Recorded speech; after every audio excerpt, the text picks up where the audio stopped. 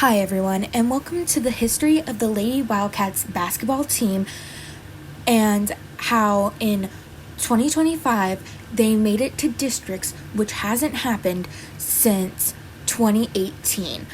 But we will mainly be diving in to the 2025 season and how far they have come. So let's get started.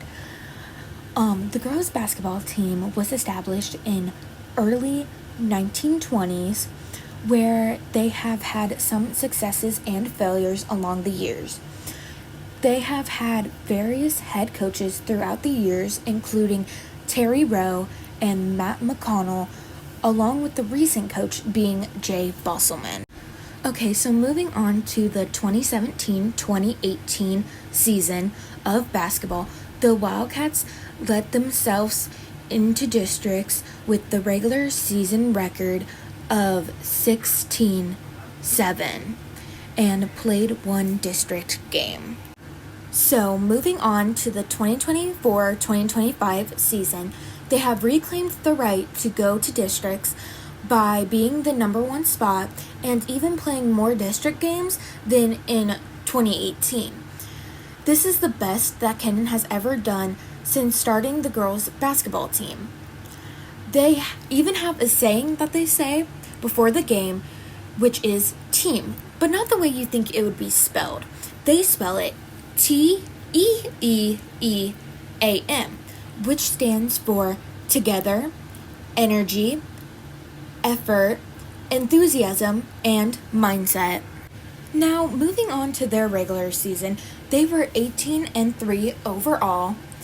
With some information about this regular season, there are 17 players for the season. With this, there are 3 star players, being Macy Heckathorn, Sydney Payne, and Sadie Larrabee.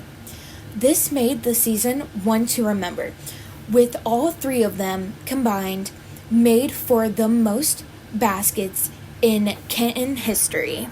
For districts, they started off by playing the 8th seed and winning the title of sectional champions. Then they went on to play the 5th seed, winning and making it to the district finals. Along with that, there is a video from this game that I will be playing for you now. Division 4 district semifinal now. St. Mary's and Kenton over at Miller City. Rough Riders ended Kenton's 14-game winning streak with a big upset just under 2 weeks ago. Kenton's Macy Heckathorn, though, brought the defense early on. Block number 1, then block number 2 to end the St. Mary's possession 0 for 2. But SM would eventually get some offense going. Sophia Manker drives up the gut, goes glass and scores. Then it's Lauren Jacobs wide open from 3, buries it. Riders lead by 1 mid-first.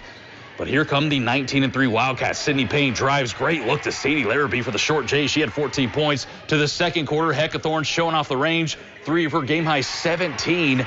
Kenton leads by 6, and they continue to open up the lead. Payne takes it herself. 14 points for the sophomore. Revenge for the Kenton Wildcats tonight. A 60-37 final. So the Division 4 Northwest 2 bracket looks like this. Wauseon beat Bryan 46-45 in overtime in Game 1, so Kenton will face the Indians Saturday at 2 o'clock back at Miller City in the district finals. Within the finals, they played the 2nd seed and sadly lost, but still put up a good fight by getting the points that they got. They ended the season with being first runner-ups in district. Along with this, I even got some interviews, the first one being with Brad Heckathorn, a father of one of the players who is pictured here. He had some really great advice and some interesting things to say about the team and their plays, making for an interesting interview. The next one is the coach, Jay Busselman, pictured here. I got to talk to him a little bit about how he started coaching and how he encourages his team. Another thing is I got to ask him how he felt when they won sectional champions, also what it was like to get to cut down the net at the high school. Lastly, I got to talk to Jim Homan, an announcer for the Kenton High School basketball games, where I got insight on how he doesn't show bias towards other teams. Another thing is how he became an announcer for Kenton. Another thing is getting to know what his favorite part was about announcing for the Kenton girls basketball games. for how well that they did. So thank you all so much for listening and have a great rest of your day.